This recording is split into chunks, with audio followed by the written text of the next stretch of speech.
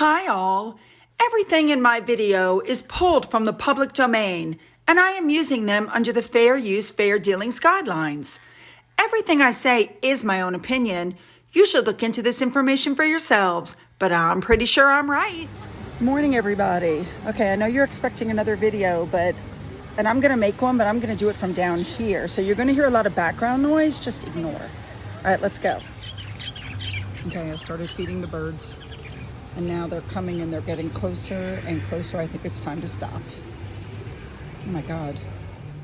All right, so this is going to be a much shorter video than usual, but I want to thank Trisha Snyder, one of my subscribers, for writing to me and saying that Harry was wearing a microphone. I was like, what? So if you look at his right lapel, there is a little something there sticking out. So let's look at that closer. You guys, there does appear to be something sticking out there. That's why they weren't invited to the state dinner the night before. You never know if they're taping. And that's why you're seeing pictures like this, where Harry is standing away from everybody. Because I think the family realized he's untrustworthy. Now, do you guys need another example? Here's another example. Here's a perfect example. As if Gayle King didn't already do it on the Good Morning show in the United States, she's done it again. She apparently traveled to the UK and is now reporting through another reporter that no peace deal was struck with William and Catherine despite their Windsor walkabout. Now that very well also could have something to do with the fact that Netflix is still taping them. I showed you this the other day. Remember, press were inside the barriers, not outside with the crowd, but Netflix had been banned, and so they had to stand with the crowd. Remember this.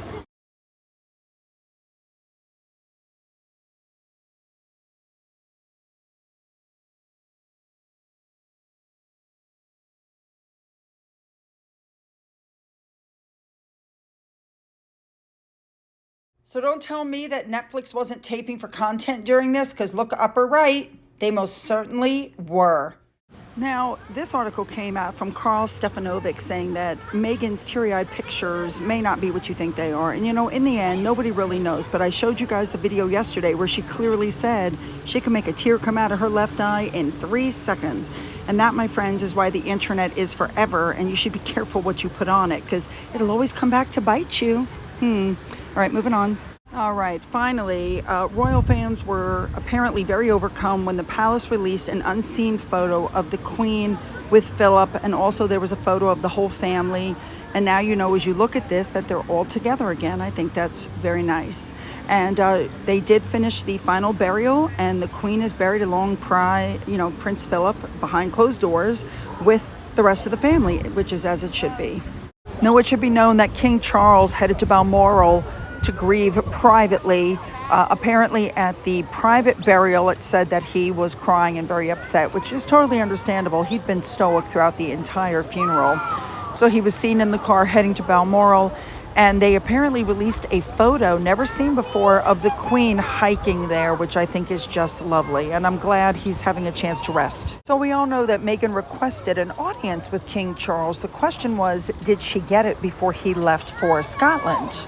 What's being said is that boat has sailed because there's a new era, the era of King Charles. And had Meghan, they're saying, with all of her managers and PR team taken note, now is not a great time to try to interject delicate matters. What's being said is the bigger issue is trust. And considering the stuff they've already given out through TV interviews and magazines, no, who could blame Charles for hot-footing it to Scotland to reflect on everything?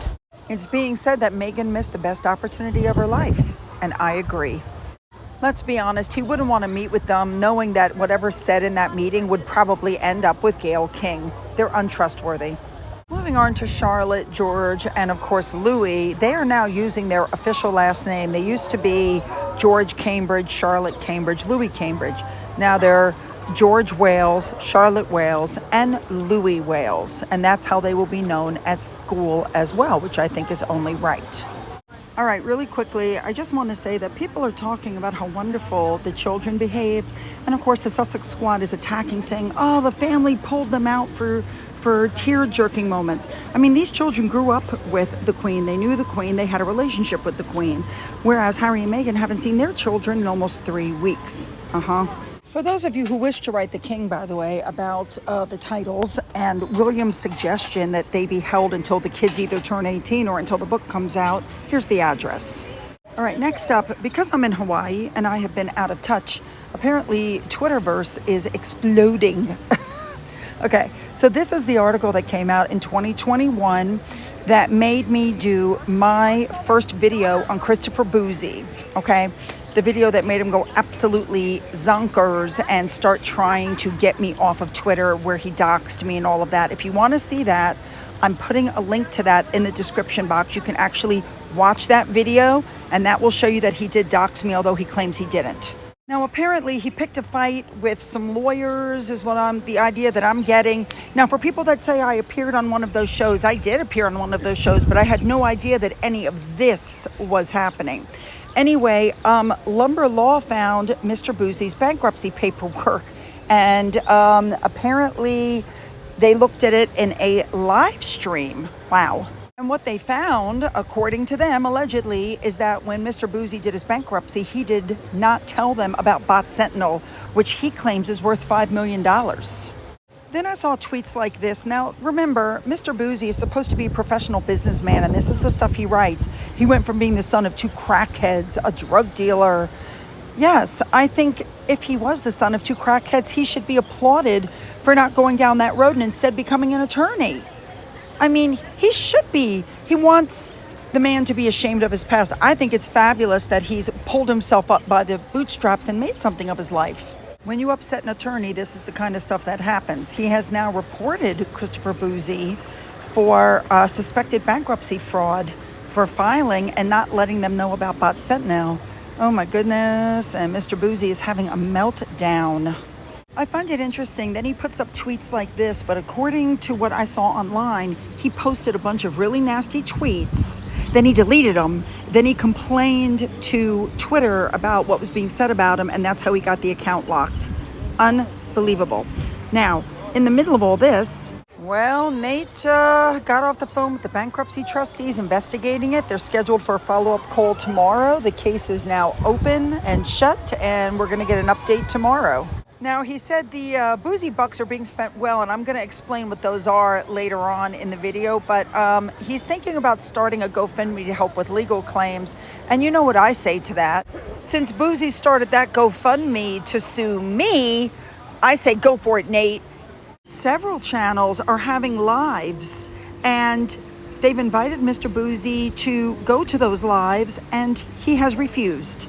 He won't go. Instead, he's blocked everybody, which I find very telling in itself. If he's got nothing to hide, he should go on there as the professional businessman that he says that he is, and he should defend himself against the things that he has said and done. But I wouldn't hold your breath, because I don't think he's going to do that. As a matter of fact, from what I saw online, anybody who challenges him, he blocks them and just has nothing else to do with them. It's crazy. So this is the channel that I went on, and they invited Mr. Bouzy to go. And I just want to say they were really nice to me, and I was really nervous, and they took good care of me. So don't be afraid to sign up for that channel. I mean, people are talking about notifying the IRS, even about his fundraising activities. I mean, he might have bitten off a little bit more than he could chew this time around. And yeah, it looks like he's going to be taken on by attorneys. I really do think he's bitten off more than he can chew this time around. Anyway, he immediately put up a tweet. He's upset because the umbrella guy locked his accounts. But the reason he locked his accounts is because he wasn't going to have the false flagging campaign. You know how he gets everybody to complain. So he locked the accounts so they couldn't do that. Now, there's been a lot of talk really quickly about that report, the fact that he amended it without telling anybody, and the fact that he admits he used close captioning to get the words that everybody was saying, and we see how well that works. That's right. In the middle of all this, Twitter started trying to distance itself from Bouzy, and he was putting out these kinds of emails to his followers, and people are saying that he's tracking their accounts, and a lot of these accounts are in the UK, and there are specific rules about that. You can't do that. Now, I have to say, it's coming out now, and this is off Mr. Bouzy's website, that they track all accounts and they add the accounts to a publicly available database. The problem is that's illegal. You're not supposed to be able to do that. Twitter's own API terms prohibits that. So Twitter apparently knows what they're doing, or what he's been doing all this time, and they've given him a pass. Now they're in trouble. This person went through the entire Twitter base, and what it says is analysis of Twitter data that does not store personal data is permitted only if the analysis complies with applicable laws in all parts of the developer agreement and policy. And they describe prohibited uses, including prohibition on investigating or tracking Twitter users and their content. And other categories of activities prohibited under these terms include individual profiling, which is what Bot Sentinel does. So the question is, was Twitter working with Bot Sentinel? And if Bouzy can prove that they were, they could be in big trouble. Mr. Bouzy's own website says, we do not remove your information from Twitter. Don't call us up and ask us to, because we're not going to.